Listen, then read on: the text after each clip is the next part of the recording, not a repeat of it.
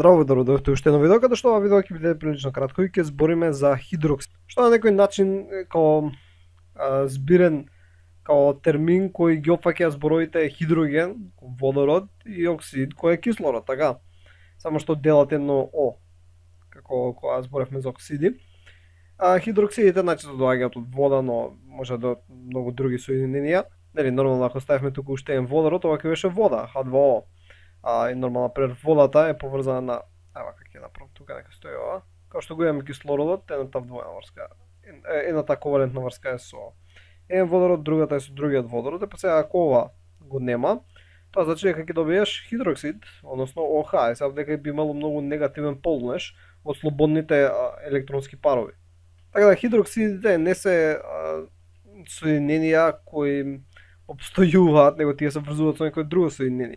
И го даваат најчесто базниот карактер на одредени течности. Од ова кога ќе збориме за органска хемија или некогаш за биологија, кога збориме за високо pH, најчесто има повеќе хидроксидни групи.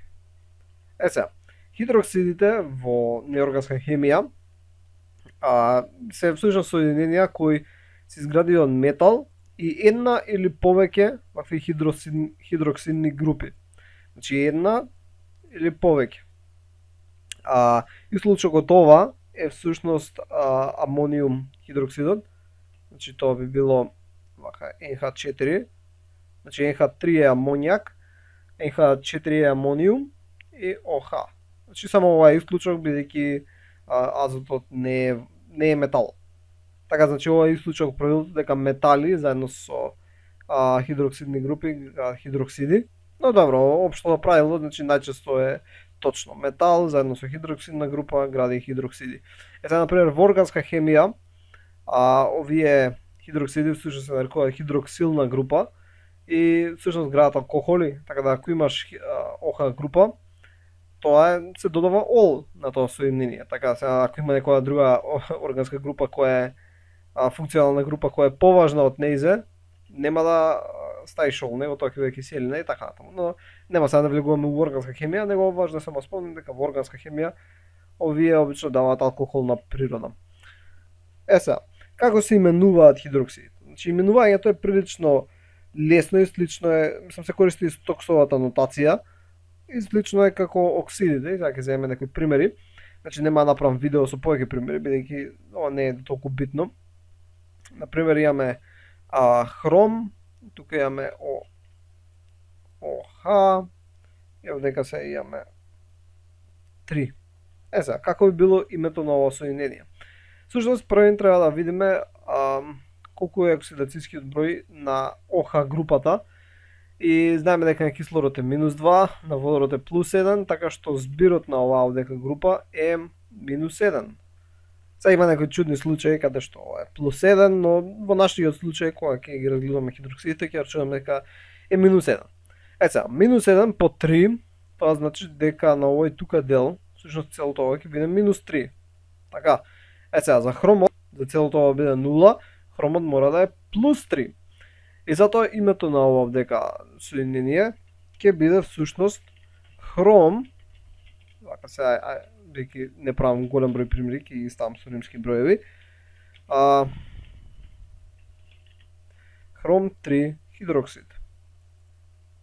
Нормално секогаш да не заборавате, хидро и оксид го споделуваат ото, значи нема две О. Добро, откога сваќаме основниот концепт, можеме да направиме некои си други примери. Значи можеме да имаме CO, каде што ќе имаме OH овдека. Нека биде 2 и ова ќе биде кобалт 2 хидроксид.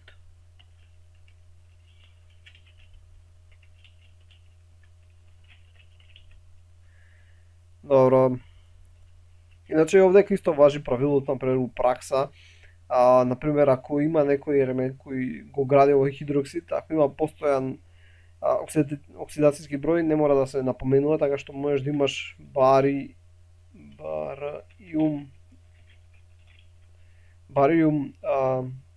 хидроксид,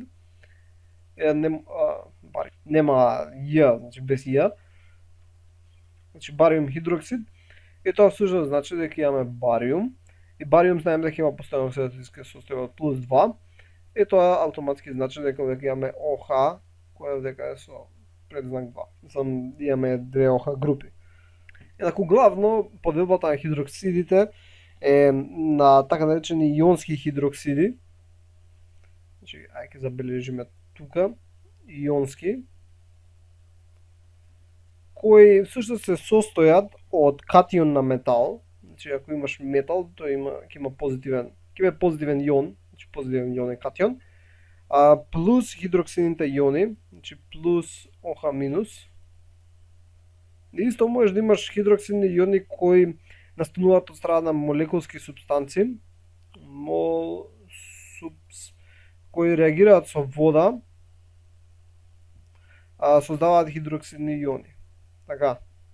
Сега тоа ќе видиме всушност, ќе направиме една реакција со базен оксид и ќе се добие хидроксид. Сега интересно е дека бројот на хидроксидни групи најчесто се користи терминот киселински, например натриум хидроксид, тука ќе запишам на страна, натриум хидроксид е еднокиселинска база, зашто има една хидроксидна група. Така, например имаш алуминиум хидроксид,